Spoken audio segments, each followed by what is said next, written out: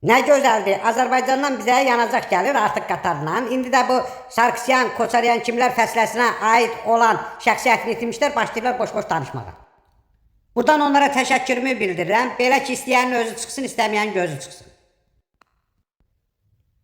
Kim düşmançılıq istəyir, getsin eləsin. Ağ günə çıxacaq da görəcək. Düşmançılıq eləyənlər o deyə aparıb yığırlar, Bakıda hamısını içəri. Hamısı da deyir ki, biz eləməmişik. Nətər eləmişsin axı bu qələti? Ağlınızı toplayın başınıza. Azərbaycan bizə bir şans verib ki, dəyərləndirmək lazımdır. 30 ildir bizi tırkalayıb veriblər qabağa, bu tırkanın nəticəsində də ancaq özümüz tırka olmuşuq. O deyə primer üçün Rubenə hardasa bir ömürlük nallayacaqlar. Ömürlük deyirlər ki, 150 il yaşasa bəlkə çıxdı. Hə, burada ol. O bir yaxşı atalar misalı var. Deyir, nə işin vardı bığırda, canavar səni çığırdı.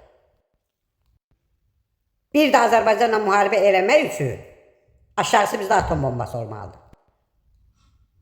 O da lazım olanda, yəni atmağa yox, özümüzü partlatmağa.